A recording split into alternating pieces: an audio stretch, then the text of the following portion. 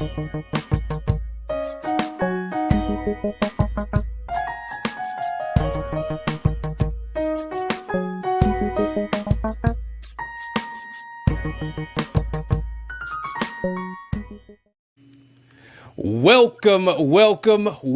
to the Bison Brothers Basketball Podcast. I'm your host, Chip Washington, the self-appointed Bison basketball fanatic. Yo, what's up, Bison Nation? It's your boy, Brian B. Smooth Foston, lover of all things Howard, lover of all things basketball, and man, do we have a show for you. E, what's up, baby? What's up, y'all? This is Ewash. Still got a basketball Jones. Yeah. Basketball Jones. I love it. Hey, man. Yeah. This is the Sweet 16 episode of the season, guys. Hey, round of applause. We're doing it. We're doing it big. We're doing it big. Hey, look, Sweet 16 might be a signal for the season. Oh, okay, yeah. You know, we're not at that part yet of the overreactions, but I appreciate you getting us started with just a tad bit of hyperbole to get us going. So I know before we let people know why we're doing this, Chip, you're going to get us hyped up here. Just want to send a special thanks to our fans. We've actually hit a couple of milestones. We want to shout out those of you that have been following us. We just got 100 subscribers on YouTube. Thank you for your continued support. We have had some really good success with some views. Our last episode, we were able to see 100 views in only a couple of days, and so I know that's picking up steam. And we just appreciate the support. We started this as a dream of making sure we could build fans, kind of one episode at a time, maybe one segment at a time. And when we look back on the year, we see that we've actually been able to start seeing some of that movement. And like I said, we're starting to add more guests to the show, so stay tuned. We'll be talking about another guest that'll be coming in. So, Chip, what do we do? Why do we do this, man? Everybody, we do this because Bison Nation, we want you guys to support these teams, support the men's and the women's basketball teams. You can do that in so many ways. Howard has its own name, image, and likeness collective. It's called the MEAC Society. You can donate to the MEAC Society by going to themecasociety.org. You can also donate to the athletic department by going to hubison.com. You can donate directly to the athletic department, or you can donate through the Booster Club, which is the Bison Express Booster Club. So many ways to give back financially to the teams. We can also support, we encourage everybody to go to the games. We're coming up on conference play. Get out to Norfolk if you're close. Go down to the Carolinas.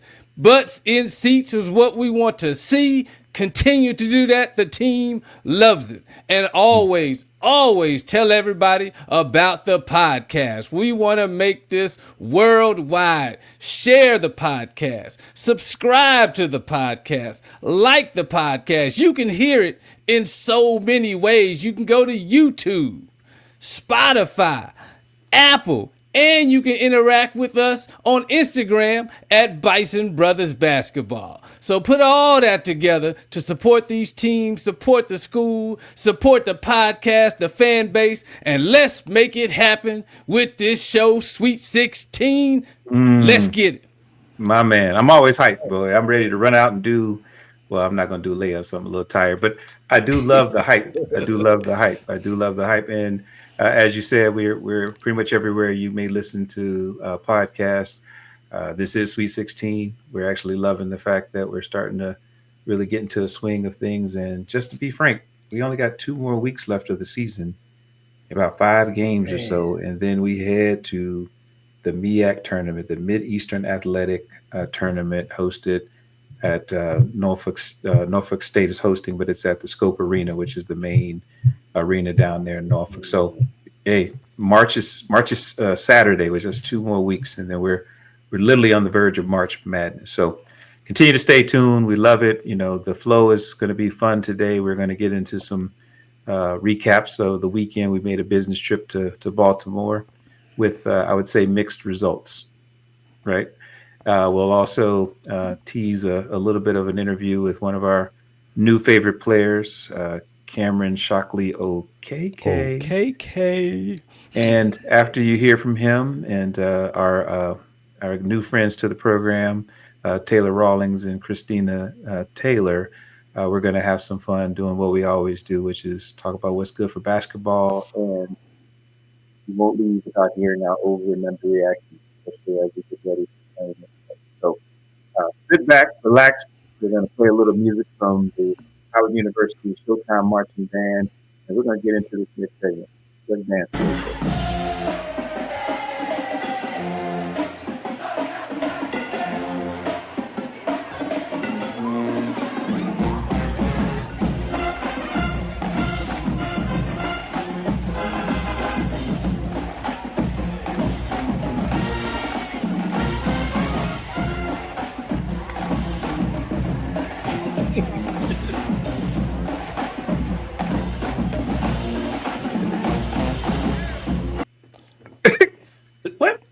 What is he doing, man? Hey, I was inspired by a guest. I was inspired by a you guest. You were. He is, so ladies and gentlemen, I know most of you try to watch it, but if you're listening, we got to let you know that Ewash is a man of many props. So apparently he has a whole shelf full of props that you now know what he's going to pull up. This time he pulled out a human skull. And I know at some point it's going to work into the show. Just know that if you hear me use the word human skull, that is an Easter egg for some time in this show. He's going to make reference to this because he's going to tie it back together for us. But right now, I love it. I love the way we started here. So welcome back. It's your boy B Smooth. We got Chip Washington.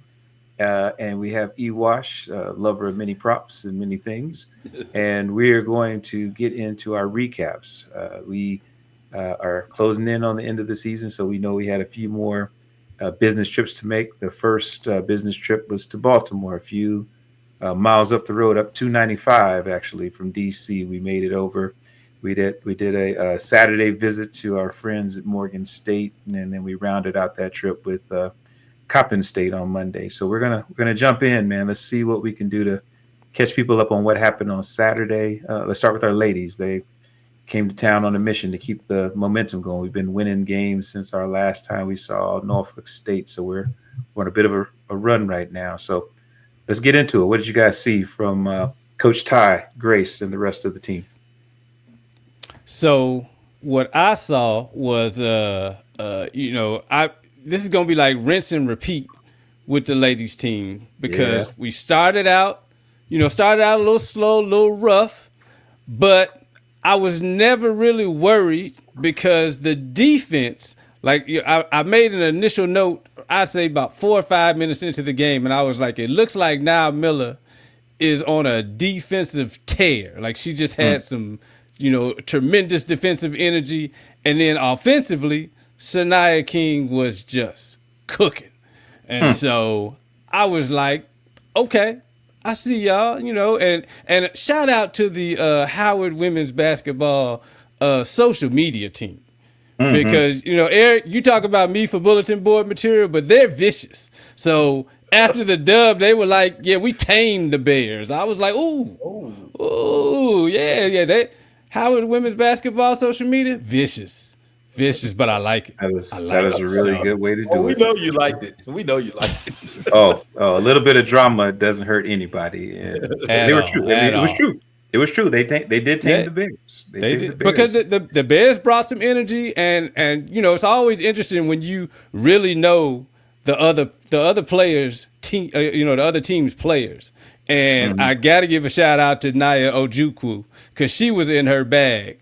Because I was surprised that we got out rebounded in this game. I was like, how did we got all these? We got Zeke Payne, we got Blake, we got Nia Bill. I'm like, how did we get out rebounded? But Ojukwu put up 29 points and 10 rebounds. I mean, like every time I watched it, Ojukwu was in the paint grabbing boards. So I see how she was a one-person rebounding wrecking machine, and I was like, okay, but like the social media team said, we tamed the Bears. You tamed the Bears. We tamed the Bears. Came to do what we had to do. So I like the fact you said rinse and repeat, man, because we set the formula early in the non-conference schedule where we said, look, if they get some scoring where we need it, the rebounds where we need it, and we just stay on it. We don't give people a chance to get too far ahead of us.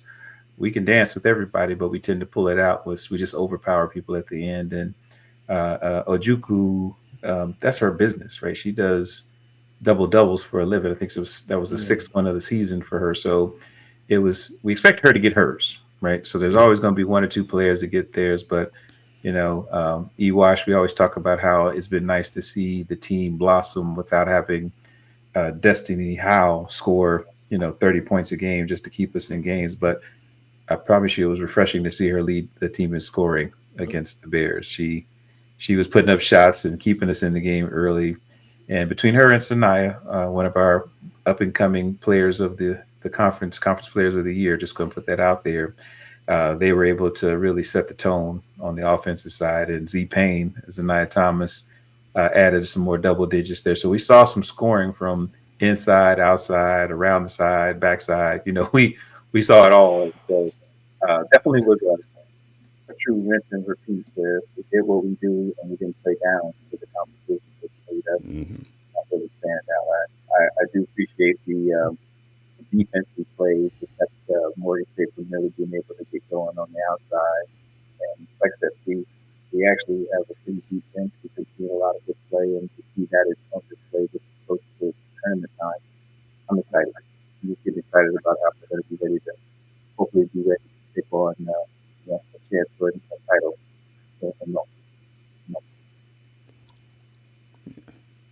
Yeah. You all right? Yeah. It's at first it sounded a little muffled, but I think it's all okay. Okay. Yeah. So it was a good game. Like I said, we got a chance to see our ladies continue to pull out the 62-53 victory and tame the Lady Bears, right? So we took care of that, and at that point we extended our winning streak to 6 games. So we've been on a roll since we really got going after seeing Norfolk State down in Norfolk. So that meant that we took a little break, and then the guys joined us and said they're on a business trip too. And I think the way they set it up is like anything you can do, we can do better. Maybe that's how we put it, right? What did you guys see from the men? So again, with a short shrift analysis, I was impressed. I think arguably, this might have been Taiwo's best game. I'm gonna be hard pressed to find again. I mean, I thought he was great against UNC Wilmington, but I think he took it even higher with this game. 15 points, 9 rebounds, and I think they stole a couple of blocks from him. But or maybe that was it. Maybe it might have been the next game where they stole. But because they got him down with 7 blocks. So that's a solid. Come on, 15, 9, 7 blocks. He's a force. If somebody's got a better Taiwo game out there, you let me know, because I think this was it. So I'm continuing to be impressed with the impact that he is having, later in the season. And Blake was solid. Doc was solid. And, of course, Cameron Shockley, OKK, 24 points leading scorer. So it had a nice balanced effort. The Bears had a great game as well. I think it was a good, tough, gritty win. And I think it'll bode well, coming down here in the tournament play. So now I just saw I was blinded by the Taiwo explosion. I was so happy to see it, because I think we're going to need that going into the tournament. So, yeah. Oh, yeah. I started to ask this questions when we were still on the ladies segment, but listening to your assessment, Chip, it kind of puts me in the same frame of mind, in the sense that they seem to keep coming up with different people answering the bell. And I'm encouraged by that, but the flip side of that is, one of our guests talked about this earlier in terms of the toughness of the MEAC. Every time I feel like we're kind of got the boat going in a certain direction, we start getting a little choppy waves coming, and we have to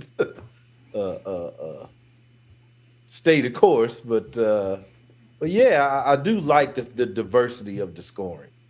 Mm-hmm.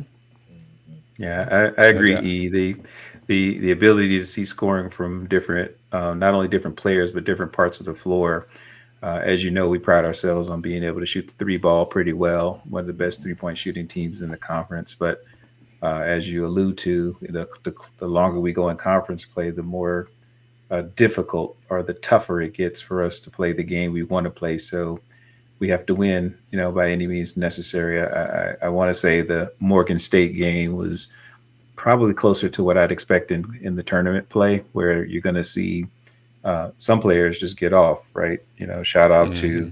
Cameron Hobbs, a ringer for Kendrick Lamar. If you look at him real close, just once you see him, you can't turn away. You can't turn away. And you also had Will Thomas. They both went for over 20 points apiece against us, and we still Mm-hmm. were able to play through and get the victory. At 87-81 is a lot. It was closer than that. I think we were able to pull it out towards the end, but it's kind of nice to see how the formula is starting to fall into place where uh, at some point in the game, Blake Harper's going to want to put his imprint on the game, and knowing we have a closer on the team, it's been nice to see how we can play the opening match and then the middle game, and then we know there's some combination of Blake either scoring or finding Taiwo or Tehu, as the announcers like to call them sometimes, but being able to see how we have different ways to potentially close the game. This is awesome. Like I said, this was a work trip that we said, let's go ahead and handle business in Baltimore. And I think the last time we played them, it was pretty close as well. I think we got close to 100 points or so. So it was a high scoring game, but this one's a lot more defensive. So, yeah, I would say you, Chip, is more rinse and repeat as far as, hey, we're starting to see a lot of work out of Taiwo. He's becoming more reliable on the offense and defensive end. And as a result, he's given us more open looks than we normally would, because people used to double us on every other place because they knew Taiwo wasn't going to score. So now he's a threat. He's a threat. He's a threat. Yeah. It's awesome, man. And since we're talking about diversity of scoring, is it my imagination, or does it seem like Blake is incorporating the mid-range in his game more now than earlier in the season? I don't recall seeing him doing a lot of stop and pop, and now I see him pulling up 15 feet, 12 feet, and it's like a comfortable looking shot with that's all the net don't even move on a couple of them. I'm like, oh wow. Right. Right. No, you're not imagining things. I would probably put it in the context of every time someone challenges one area of Blake's game, he opens up the other part of his bag. Right. So his ability to score in the paint when people start slowing him down or not really fouling him like he's expecting, he'll shoot the three. And then when the three's getting tough, he'll shoot the mid range. So he can score from anywhere.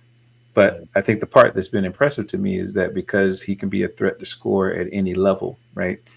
His assists are more amazing now, because when he gets in a spot there, you don't think he's just going to throw up a crazy shot. He literally is watching at 6'8", looking over everybody, saying, if you come out on me and you try to double me, I'm gonna make sure that the best pass is made to get a chance to score. So I think we're seeing him open up the rest of his bag, not so much because he's always had it. It's just with the toughness of the conference, he has to bring other things out of his bag. He just can't do the same thing over and over again. I think he's learning that, and that's going to bode well for us in the tournament, where you can't game plan for him that way. You can't do it. So yet another Renaissance man. Yeah, he is. Yes, he is. Yes, he is. Really sweet. Really sweet. Him and his pops are really down to earth folks, and so like I said, I think we got to get him on the show soon, because his love of Howard, I would love to see how he sees it even as a freshman, because he every day feels like he's in Disney World when it comes to just how the campus is embracing him, and obviously how much fun he's having on the court. So, but yeah, pretty cool. But like I said, went Saturday. Our Lady Bison and the men, we all took care of business, and it was awesome, because anytime we can go into Baltimore and get some wins, that's a great day for the DMV, because we were telling them that you got to come see us in DC if you want to see something. But the challenge with us is that we don't know if we have a good thing going or not until we stay a couple of days over, maybe eat some crabs, hang out at the harbor. And on Monday, we got a chance to go see Coppin State. And before you ask me what is Coppin State, it is an HBCU. It is literally one of those HBCUs that you may drive by too fast on your way to go somewhere. But it's been a tiny, mighty college in Baltimore, and they don't have a football team, but they do have a really decent basketball program that has seen some success. And on Monday, afternoon, our ladies said, "Hey, can we run it back and see if we can?" I don't know what you tame in Coppin State, but they're Eagles. So I don't know. You train them. I don't know what you do with the Eagles, but the Lady Eagles did try to come out and made our game pretty interesting. And it maybe we were not ready to maybe take them as seriously as we would a team we think we have to contend with in the MEAC tournament. But I don't know, Chip. I think we were seeing a little bit more rinse and repeat here. What would you think? Yeah. What would you say? Yeah, I do agree. I mean, if it sounds like I'm on repeat, we had a slow start. That's being a pattern, but it was like I was less concerned or less worried, because I think we were down all the way up into the half. But the defense it just always looks solid. Like I never feel like we're out of it because of our defense. And so, again, like I said, slow start with the half, and I think we had a kind of an explosion. The fourth quarter was an explosion because the third quarter was still kind of even. But, we knocked out 23 points and held them to 11 in the fourth. Again, that's that stellar D, and that's what closed it out. So, I like I said, I don't want to give anybody bulletin board material. But until we get to Norfolk State, I pretty much see this is the formula. We might have a slow start, but we just going to grind, and all of our talent is going to overtake the other teams, and we're going to come out with the dub. So, I like how you did that. So there's 5 other teams thinking that, so we chop liver. The answer is yes, you are chopped liver. In case you were wondering, the let us clear it up for you. Be smooth. I'm just saying, just let them know. So what I love about it, Chip, is that just kind of piling on here, we saw balanced scoring. And we were able to basically counteract some of the things that Coppin State wanted to do. Right, they were trying to set a tone. They got some toughness. Our bigs had to kind of adjust to the toughness because they weren't calling a lot of fouls, so you had to get in there and play. But as the game progressed, the adjustments by Coach Ty Grace and her staff were pretty cool because it's almost like they knew how to turn up just a little bit around the defensive side, perimeter, and down low. They were able to see scoring. What I'm always impressed by is how much our bench tends to just show up when we need them. So. We still had really good output from Destiny Howell and Sanaya King, so they set the pace for us, but everyone else continued to kind of fold in.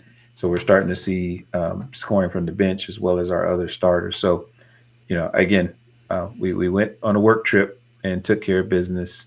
I agree with you. I think even during that game, they started projecting what the potential seedings would be for the MEAC tournament. And, respectfully, they had us down at a number 2 seed, and the path we'd have to take are a lot of people we would just finish beating. So it was giving me the sense that if you're booking tickets to Norfolk, you might want to make sure you stay for Saturday because, we may have a chance to go at it with hopefully Norfolk State for a chip and a chance to go to the big dance in March Madness.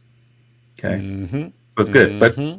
But again, so the ladies set the tone. We were 3-0 if you're following it home.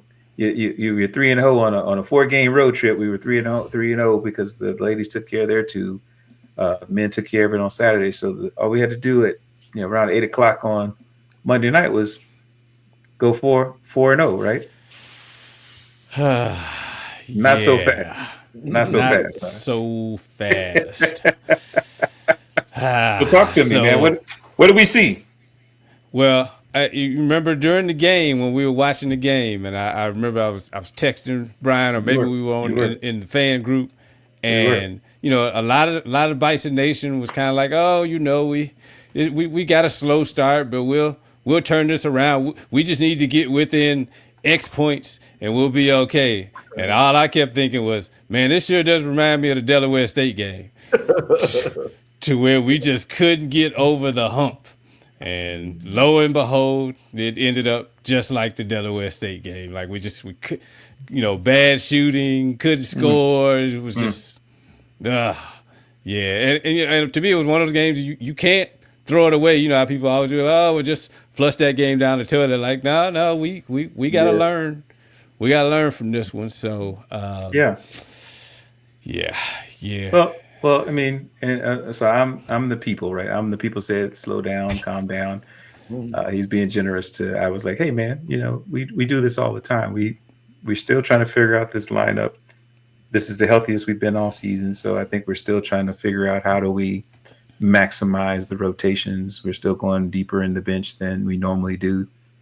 Coach Kenny Blakeney likes to get to a 6-7 man rotation when it gets closer to tournament time. So he knows what he's working with. But the fact that we have to keep kind of digging into the bench, and the bench had a lot of time to play when people were hurt. I'm actually excited, right? Because there were some flashes of what we should look for. But to your point, we didn't start off and set the tone. I know for us, when we travel and there are teams that are still bringing us their best shot because we are still the 2-time back-to-back MEAC champions. And even if we are going against a team that on paper, I think their record told us that we shouldn't be taking them seriously. It was the definition of a trap game.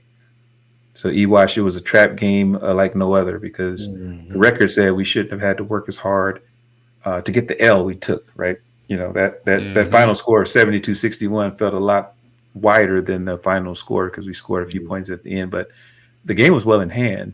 As Chip would say, it did feel like some of these previous games where we just never seemed to get our footing. But we had abysmal shooting. It was the antithesis of what we like to pride ourselves on. We had terrible 3-point shooting. Honestly, Blake was being held down. This is the first time I've seen all parts of his bag not always hold up because they were able to not let him get fouls. He's usually able to get down low. The 3-pointers weren't falling. So there was just some toughness on where we used to guarantee some scoring. And the fact that everybody was missing. I mean, shout out to Cameron Shockley-Okeke because he did wind up with 14 points and Blake did end up 12. So we had some people who scored, but it didn't add up to a run or a push. We never really got within competitive stance. We were trying to get into it in the second half, but at that point, I mean, literally, Coppin had one of their best games ever. Well, yeah. See, that puts two things on my mind. One, kind of back to our guest, Cameron. Yes, brought out the point of how tough the conference is. Because I had to keep looking at their record and going, wait a minute, That's one thing. And then the other thing I kind of started saying to myself was, and you guys correct me if I'm wrong, this is the first time I've really seen them feel like they didn't have any poise, even though it wasn't a close game. It's like you say, usually they can start rallying back and this and that. They just look like, man, we ain't got no answers. That's the first time I feel like I've seen them sort of have that kind of body language on the court. Yeah, no, I was going to go ahead, Chip. Go ahead. Yeah, no, so I think that's fair. About the only thing that I kind of saw was, they were still fighting at the end. So I did like to see that, but no, I think you're right on point. There was kind of and maybe it was the shock of, hey, we're losing to Coppin State. Right. Right. Like, whoa, I wasn't expecting this. So yeah. So about the only pearl that I could pull out of that kind of sort of like you described, that lack of poise, was they were still fighting. And I think that speaks to, I think as Cameron was saying, like the standard, the process, like, hey, we gonna fight hard to the end, even though it's not going our way. But yeah, no, I agree with you. I think there was a little bit of, whoa, like what's going on here? Yeah, I'd agree that it is because it was a trap game. They lost their poise when they realized, wait a minute, we're about to lose to a team that hasn't beat anybody really all year.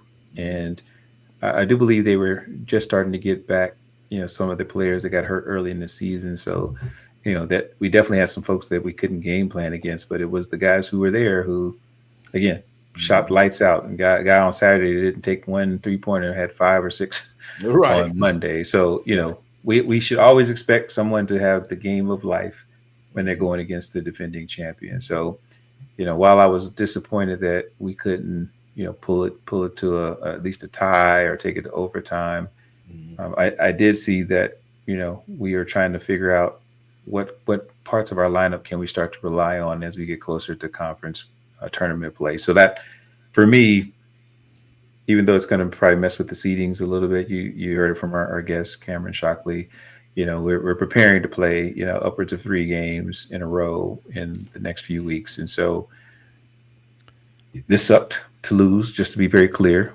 Coppin State, congratulations. You all were able to cap off a long homecoming weekend with a victory against Howard University. You're welcome. But the idea is that we know that if I'm looking forward to our next several games, because those are the games I think we had on our mind, where we know we have to go into a pretty hostile environment in the Carolinas. The very sneaky, but not so sneaky that they got past our ace Nostradamus on the team here.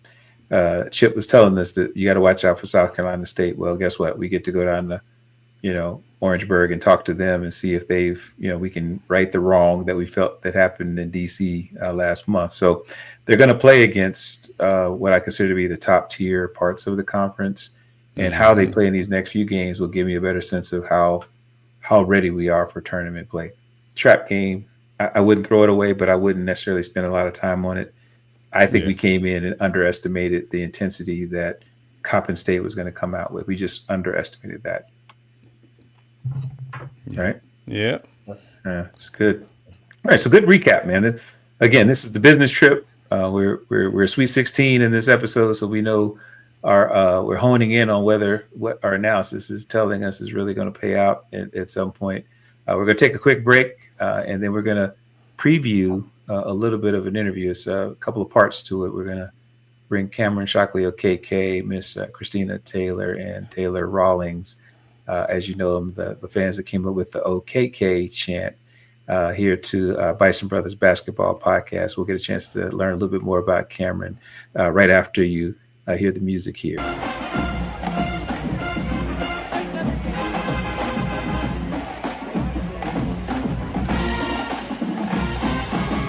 Yes. Cool. Well, hey, like Bison Nation, as you can see, we are very excited to have 2 of our returning guests and one of our fantastic players who you will get to know better with this show. And we're just going to get right into it. Cameron? I'm doing well. Thanks for having me. Thanks for having me on the show. All right. Okay. And again, kind of staying with the academic theme, I see you went to Columbia. That's correct. And Embry-Riddle. And, clearly you're a Renaissance man and serious about your books and that whole deal. So what made you pick those schools? And then once you were done with them, what about those experiences made you pick Howard? Yeah, definitely. It was kind of a full circle experience. I'll get into that after. But coming out of high school, was looking at, I wanted to go to a college that had great academics and great athletics. And, the Ivy League had a lot of great programs there. Naturally, Coach Blakeney at the time was assistant coach at Columbia. So he used to come to a bunch of my games, a bunch of workouts when I was at Exeter up in New Hampshire. And eventually, built that great relationship with him, committed to Columbia. And then, he happened to get the head coaching job at Howard. So was never able to play under him, but, still established that relationship and, had a really good, influential 4 years at Columbia. And actually what happened my senior year, I got hurt. So I only played 5 games or so, then I had to sit out the rest of the season. So I wanted to find a place that, gave me a chance to play again and, get back into that rhythm, because I hadn't played too much that year. And funny enough, our grad assistant at Columbia had a great connection with the program at Embry-Riddle. Didn't know anything about them. It's in Daytona Beach, Florida. I haven't really been out to Florida too much. They sent me on an official visit. Wasn't thinking too much of it. But after meeting the coaching staff, after meeting the program, the guys on the team just absolutely loved it. loved my experience there.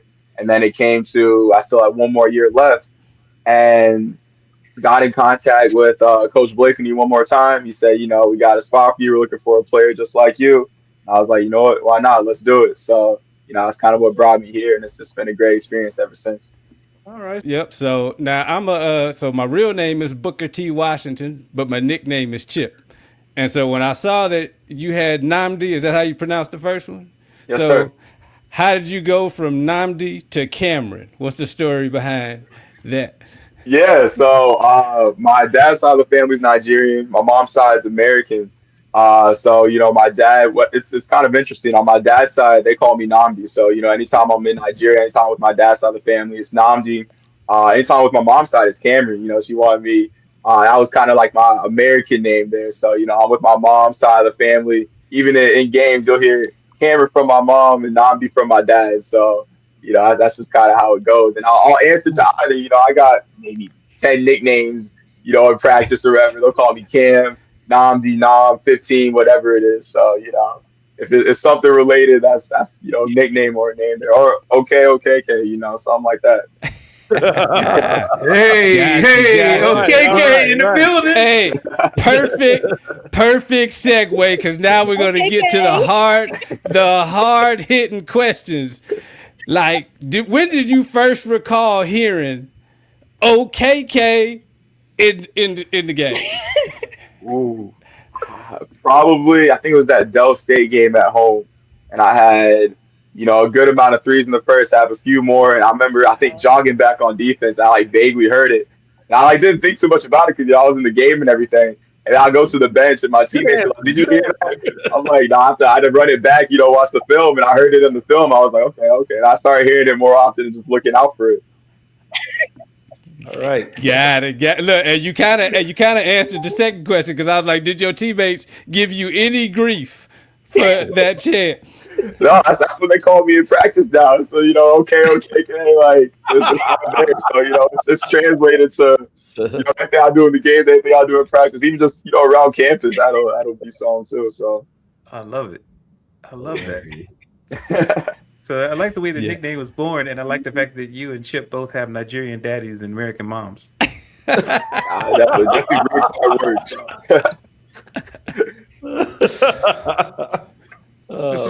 So Chrissy and Chrissy and Tay Too Raw, I guess the question, since he kind of answered when he first heard it at the Dell State, how many games in between did you have from using the OKK chant to everybody else?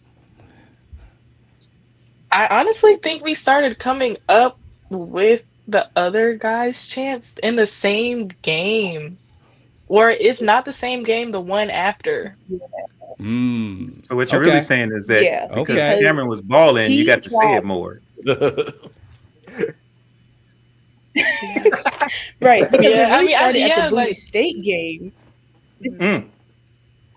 Yeah, it started at the Bowie State game. He dropped 26 points. And we were like, okay, like this and he just kept going, like. So the next games, you're just like, everybody's they're doing their job today. Like, let's hype them up a little bit. So yeah, that's definitely. Got it. And I don't know if y'all heard, because I think it's going around. Was it in the Morgan State or the? I think it was the Coppin State game. Cameron, I don't know if you heard it, but when you missed a free throw, some of their fans went, "Oh no!" I was like, I said, "Oh, this thing is going viral." So I guess so. I guess I'm glad I didn't hear it, but you don't need to hear it. You don't need to hear it. Exactly. I'm about to tune that out. Yeah, in the playback, they had it say, "That's not OKK." I was like, "What?" Oh, I got to make a road trip to Baltimore. Christina, your people were clowning. It wasn't me though. It wasn't me. It's who you represent. Be more. Just saying. That's funny. Yeah, Cameron, you got to make sure you keep your answers right, so that you paying attention during the game and not listen to the chants. So I got to stay out there. There's too much stuff going on outside of it. That's funny. So, Bryan, I'll let you go with some of the basketball questions. Yeah, just a couple, man, because what's beautiful about the program, as you highlighted with Coach Kenny Blakeney, Coach KB, shout out to Coach with his background pedigree, bringing in players from different conferences. We were always curious to know what do you see as the difference between playing in the Ivy League versus the MEAC versus even a little bit of time in the Sunshine State Conference with Embry-Riddle. Yeah, definitely. I'll say the biggest thing is the physicality and pace. You can't be soft in this conference. It's whether you're getting a rebound, whether you're trying to stay in front of your man, everything's physical. Ivy League's very meticulous, slow pace. They try to break you down like little by little, and that happens here a little bit too. But it's a lot of you gotta man up in everything you do. Whether it's offense or defense. And it's kind of the same. Coming from the Sunshine State, it was very fast paced there. I think the top team there averaged 102 points a game. We averaged, I think, 81, 82 last year. So very, very fast paced, but not as physical. So, that combination, here is just, you got to be on top of your game with everything. You can't be soft with anything you do. And, I love it because of that. Okay. I love that. And, the other part of this, and we're coming up to the end of the regular season here. So, from your perspective, what do you see as a successful season this year? I mean, the goal has always been to get that three-peat, winning those games in the tournament. And, the key with that is clicking at the right time and just being consistent. When you get in the tournaments, it's winning those 3 games. And, it's by any means. It doesn't have to be pretty. You just got to get it done. So, we're working really hard. We've been working really hard. This is, some of the hardest practices I've been a part of. Some of the best competitors, biggest competitors I've been around, and practices aren't easy, but it pays off in the long run. I think we're the hardest working team in the MEAC, so that's going to pay off, and it's definitely going to pay off when we get to that point at the end of the season. I love that. So I know we had a couple more questions, but I do want to open it up because Taylor and Christina have been sitting here patiently waiting to ask questions that we don't know what they're going to ask. So we've been delaying their ability to ask them because we weren't sure how much we may have to edit out of the episode. So ladies, any questions that you all have for Nnamdi, Cameron, Shockley-Okeke, 15? Yeah, I was just wondering, how are you balancing your graduate, personal, and basketball life? Like, what does that look like for you? It's always a process, and it's funny because right now I'm taking, I think, 5 classes, and funny enough, I'm actually finishing my master's at Embry-Riddle too, so I'm kind of dual enrolled, finishing my master's there, taking my post-bac courses here, so I'll finish with the master's, post-bac certificate, and my bachelor's from Columbia. So I don't know if that's enough degrees, but it's a good start. So a lot of it just comes from time management, and even at Columbia, I was taking maybe 6 or 7 classes with, major, minor, concentration, plus all the core classes. So this has kind of been, even though it doesn't seem like it, a bit easier to manage, but at the same time, it's still just a lot of just planning ahead. I think that's the main thing.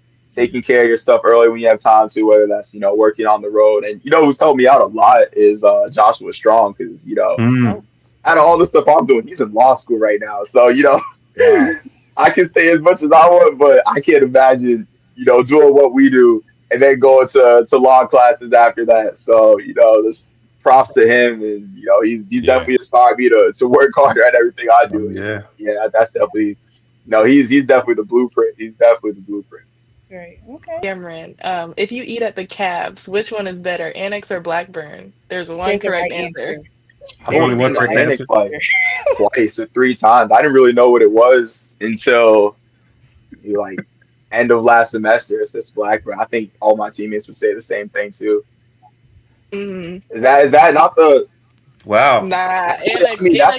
That's kind of closer. I mean, it's kind of closer to the gym. I don't know kind of access there, but maybe Annex is the spot, but Blackburn's kind of it's closer. Yeah. So.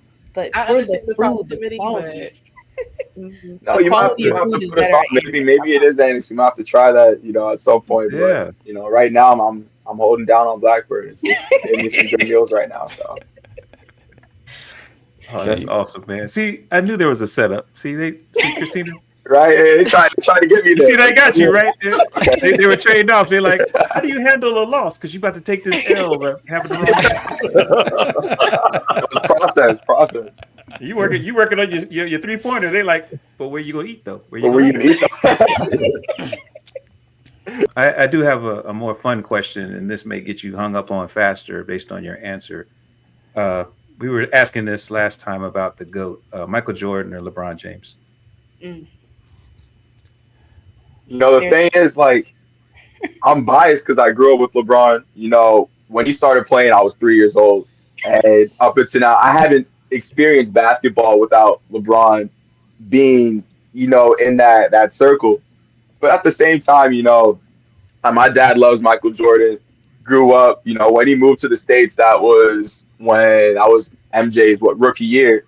So, I have a lot of respect for, what he did, how great he was. But I got to go with LeBron. That's just. I can talk about this all day.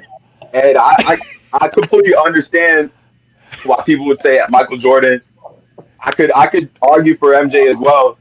But, my experience around basketball is centered around LeBron has always been that top guy since I played basketball up until, now. And I never really got to experience Michael Jordan in that light that, people older than me, got the privilege of doing. So that's kind of where my perspective comes from. So it totally makes sense. Hold on, Chip. It totally makes sense. So what I'm taking away from this is just you just don't know any better. That's what that's what I'm taking away. The way you explained it, I'm just making sure. The stats are kind of there. The winning, you could say, the rings are there for Michael Jordan, but the longevity, I'm feeling, my age at the young age of 24, in practice and everything. I can't imagine LeBron's 40 now doing what he's doing at the highest level. So, I see where that These box office. We had to ask that because you now that we don't know which cafeteria to go to. And we don't know. Maybe I just don't make the right decisions. But I'm just saying, we just want to make sure you bounce back from a loss. And we're going to confiscate your shoes. Look, there's a very good chance when we actually post this show, we're going to ask that question, and you might just not see the answer. So just do something where it just says I said Jordan, so I don't walk into practice the next day and all my shoes are gone. You can be the only one playing in LeBron's. Everybody else gonna have one in Jordan. Give me some Converse. LeBron's available too. This is fantastic, man. Hey, well, Cameron, we appreciate you coming. We know we don't have a lot of time with you, and actually Taylor and Christina, we know you guys are students, and academics are very, very important. So we really, really we thank you for taking a little bit of time out your day to come on the Bison Brothers Basketball Podcast. We hope we can get you back at some point in the future, and we really enjoyed the conversation.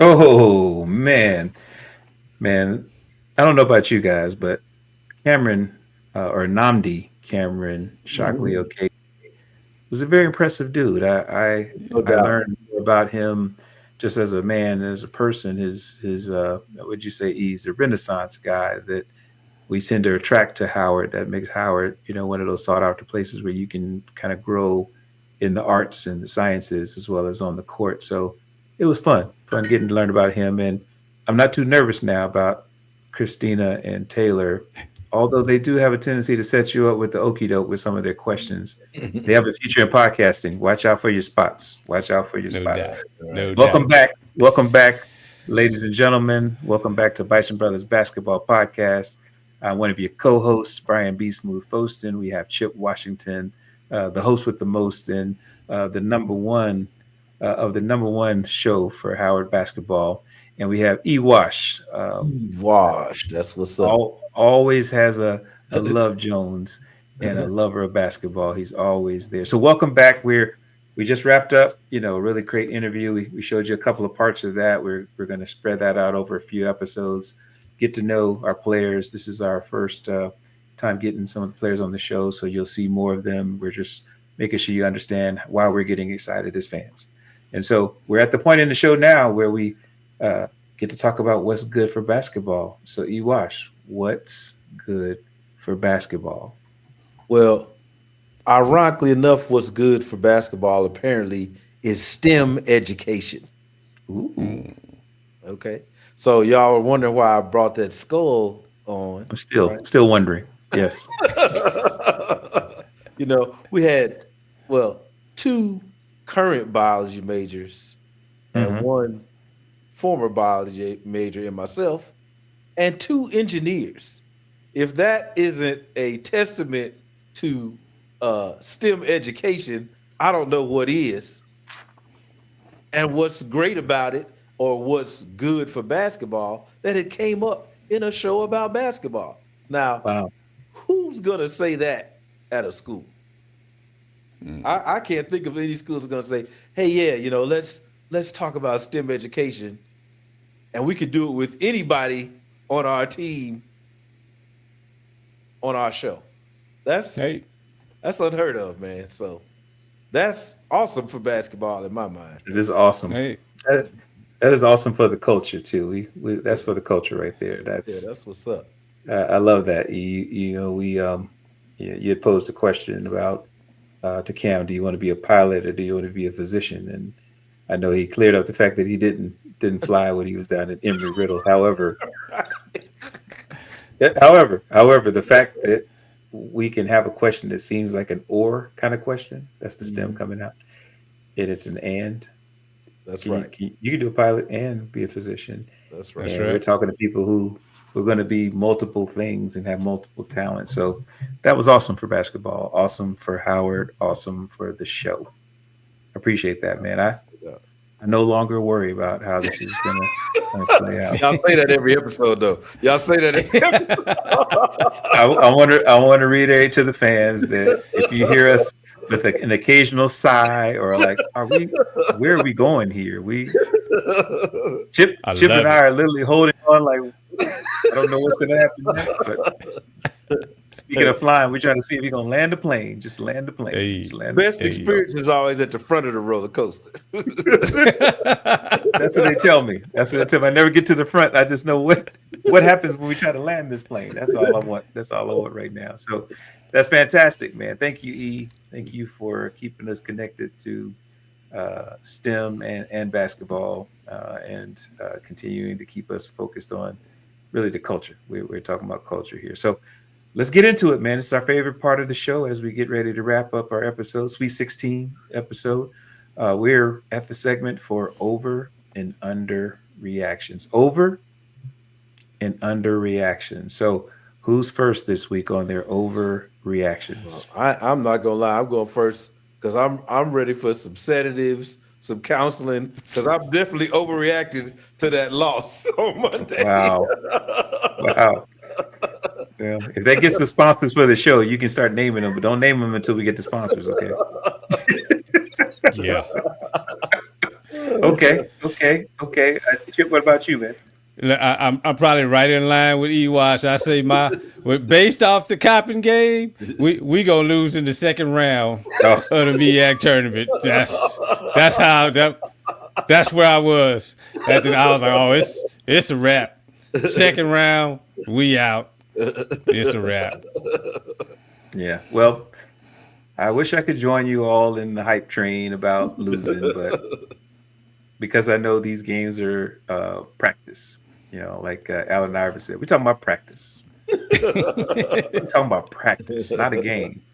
And where we are in the season, given the last two championship runs, we're actually pacing ahead of schedule. We are in search, though, and my overreaction is I still can't clearly tell you who my number 2 is for the men's team. I know Blake is the one that closes, and we still keep flirting with, I believe Cameron Shockley-Okeke is emerging as a possible 2, a Robin to the Batman, so to speak. I know Doc is a scorer as well, so I'm just nervous. My overreaction is that I can't clearly tell you who else we have to game plan for outside of Blake right now. So that's on the men's side. On the women's side, I don't have an overreaction other than the fact that I think we're going to be in the game on Saturday of the MEAC tournament, and we'll be deciding who gets to go represent the MEAC based on how the team is playing now.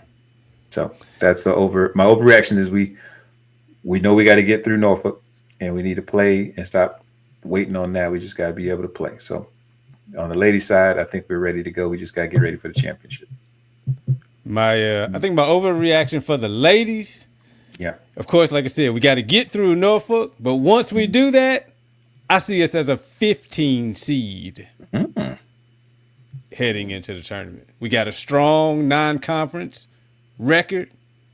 I think that Army game is going to, play bode well. I see us as no more 16 seeds for the women this year. 15 seed for the tourney.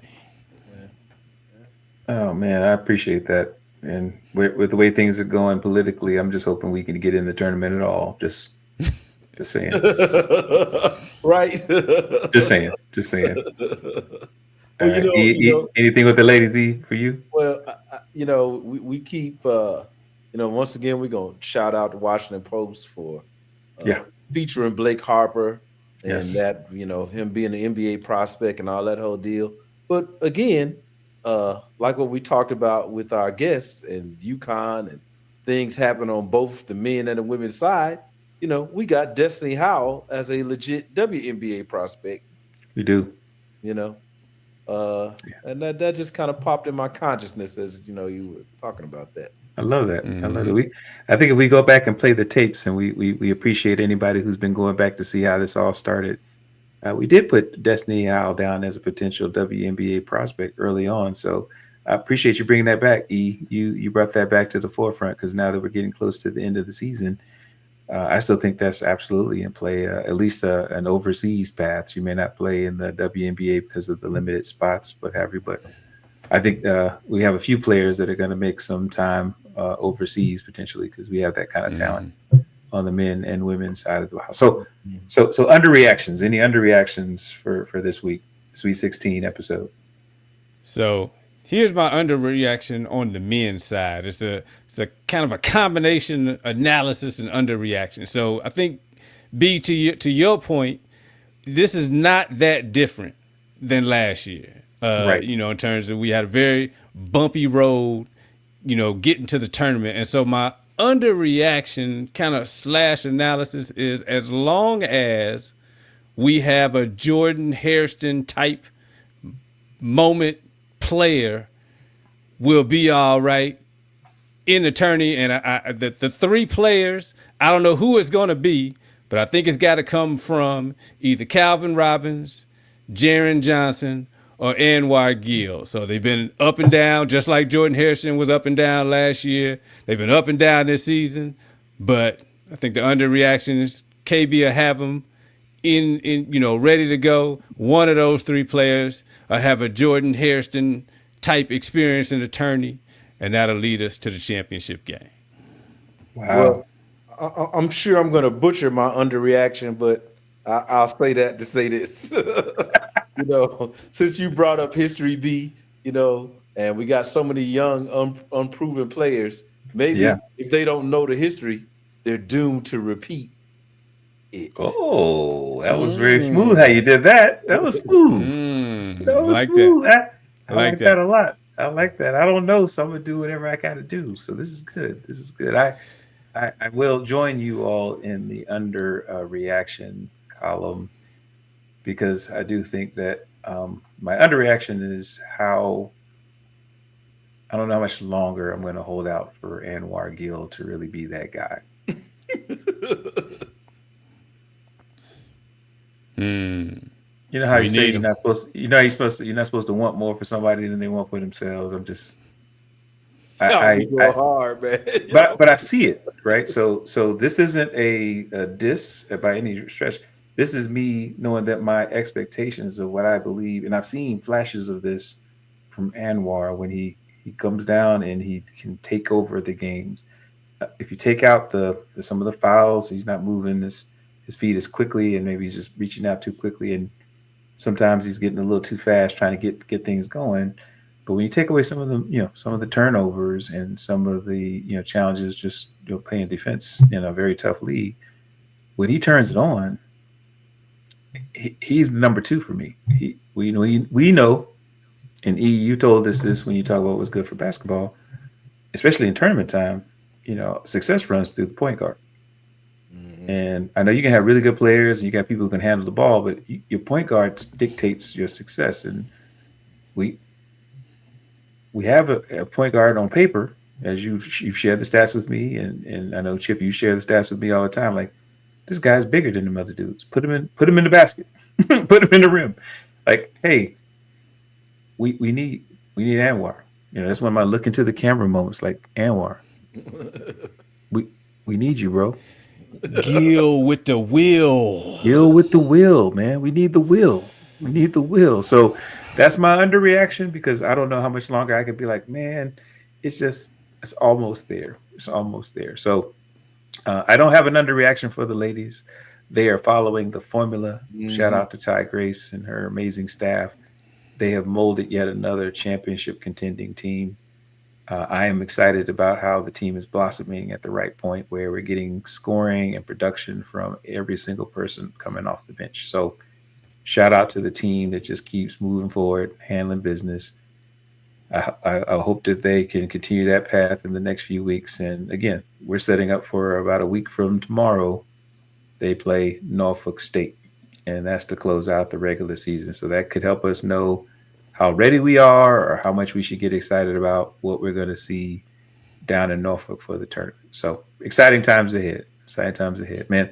No, hey, man, it's been an awesome show, brother. We've been able to keep this rhythm going again. 16 episodes, Sweet 16. You guys are amazing. You know what I mean? This has been fun every week, trying to figure out how do we tell the story from the perspective of fans. We're true fans of the program, fans of basketball, fans of Howard. And as we're starting to add more guests and those fans, it's really cool to see how we're getting players and fans on the episode. Hope you guys enjoy checking out the conversation with Nnamdi Cameron Shockley-Okeke, number 15, right? Number 15 on your jersey, number 1 in our hearts, right? That's it. So with that, Chip, why don't you wrap us up today? Bison Nation, first of all, we just continue to thank you for watching the show and telling everybody about the show. But always, always remember to support these programs. Support the men's team. Support the women's team. You can do that in so many ways. You can donate to the MECA Society. That's the Name, Image, and Likeness Collective at themecasociety.org. You can go to hubison.com, donate directly to the athletic department, or if you want to donate through the Booster Club at the Bison Express Booster Club. So, and continue going to the games. The players love to see us at the game, so go to the games, get down to Norfolk for the tournament, make it happen. And as always, this is the Bison Brothers Basketball Podcast, your number 1 home for all things Bison basketball. So continue to share the podcast, like the podcast, comment on the podcast, subscribe to the podcast. So many ways. You can hear us on YouTube, on Spotify, on Apple. And you can interact with us on Instagram at Bison Brothers Basketball. So do all of that. Continue to spread the word. We heading to the tournament, heading to the chip. We gonna make it happen, and we gonna close out this show like we always do.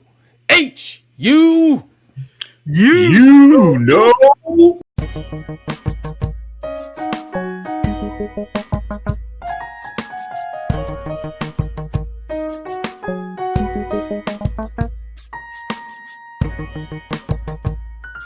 Thank you.